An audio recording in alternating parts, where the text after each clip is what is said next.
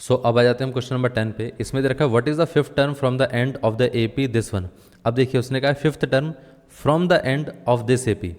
अब जब भी आपको एंड से कोई क्वेश्चन पूछा जाता है ना कि एंड से फिफ्थ टर्म बताइए, सिक्स्थ बताइए, nth टर्म बताइए, तो आप कैसे कैलकुलेट करोगे।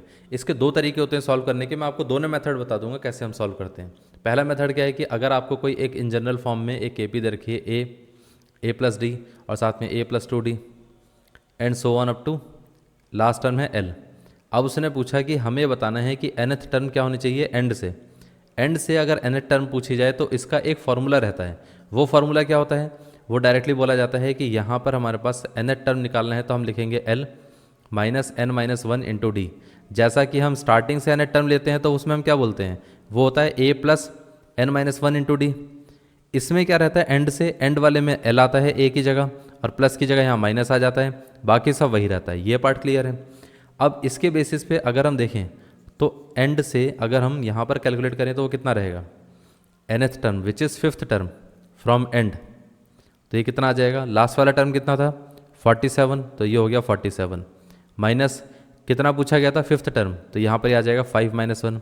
अब डी कितना दे रखा है, अगर हम यहाँ से कैलकुलेट करें तो डी की वैल्यू कितनी आती है 5 आती है। इतना क्लियर है, तो ये आ जाएगा 5।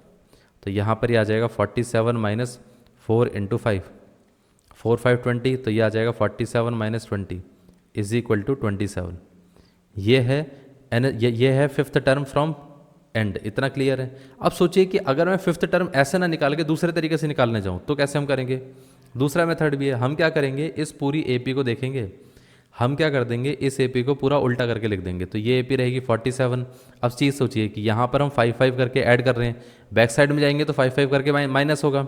तो मतलब ये है कि यहाँ पर जब हम उल्टा एपी लिखेंगे तो इसका तो डी था 5, तो दूसरी वाली जो एपी है उसका डी क्या होना चाहिए, उसका कॉमन डिफरेंस होना चाहिए माइनस का 5।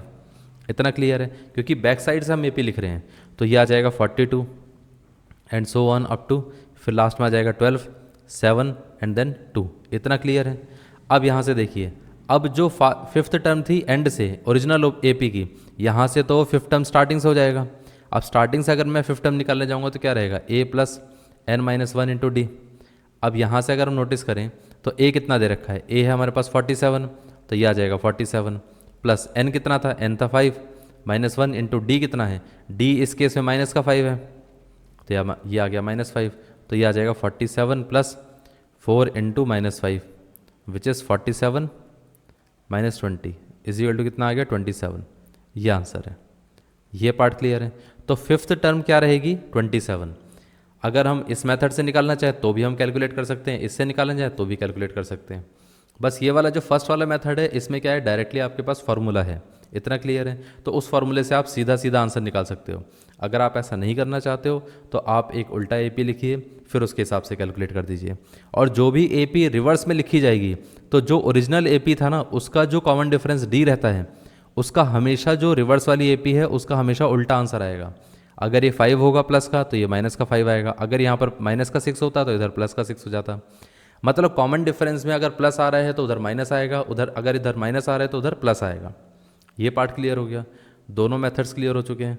तो ये इसका आंसर था।